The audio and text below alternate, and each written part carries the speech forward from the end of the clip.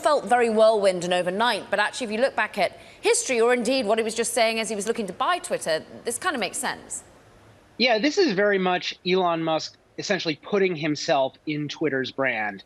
The X brand and this idea of having kind of a super app goes back to the late 90s when Elon Musk started the company that would become PayPal. The history is very interesting. Elon Musk actually merged this company, X.com, with PayPal, became CEO, and then was ousted after a very controversial effort to change the name from PayPal to X.com. At the time, a lot of employees felt like that was a really insane decision just because PayPal had a really great brand. It was a verb, very much the way that Twitter was a verb.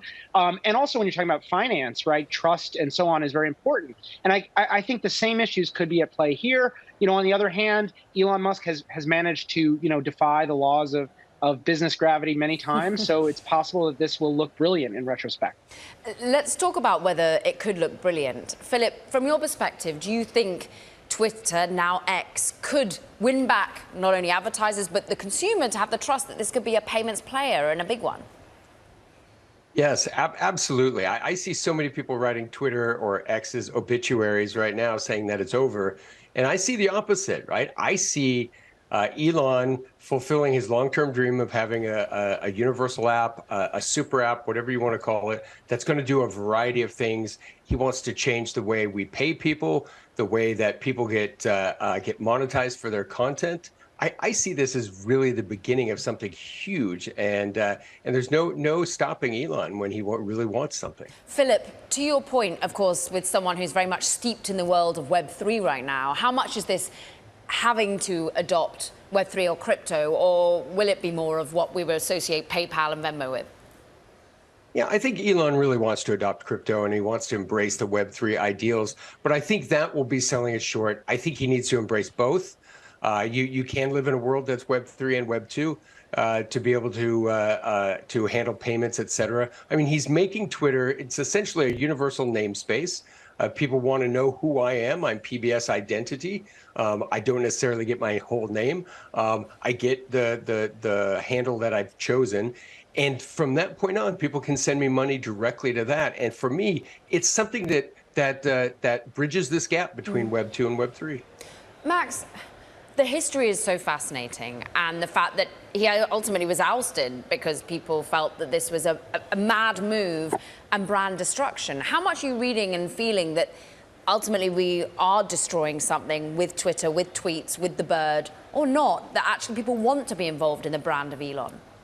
Yeah, I mean, I think if you look at Elon Musk's history and you look for weaknesses, obviously he has a lot of strengths, as Phil was just saying, but the weakness, I think, is ego, right? And you've seen it get him into trouble before, when he sort of stepped in it on Twitter. And this is a case where you're taking a very well-known, very successful media brand and taking it apart. And I mean, the verb thing does strike me as a challenge. I mean, it's hard to know. Elon yesterday on Twitter said that they're called X's now, which is kind of hard to say. Yeah. And so I think it's going to be a challenge. And of course, there is, this kind of very far out vision of payments and so on. But number one question is, do you trust Twitter, which is run by a guy who, spends a lot of his day? But it's not run by a guy, or is it? I mean, to that point, can Linda Yaccarino steer us, Max? That's a very good question, right? I mean, and she has come out sort of embracing this and very much has Elon's back. I just think the question is, why buy this company for $44 billion if you were going to take away the brand? The brand seems like it was part of the value here. Yeah. Of course, Elon Musk has a very valuable brand as well, so I suppose we'll see. Of course, lastly, Philip, Apple App Store, you helped build the review operations team, you helped build it in and of itself. I'm looking at the App Store and look, this blue bird's still there and it's still called Twitter. How quickly can you sync these things up from an app perspective?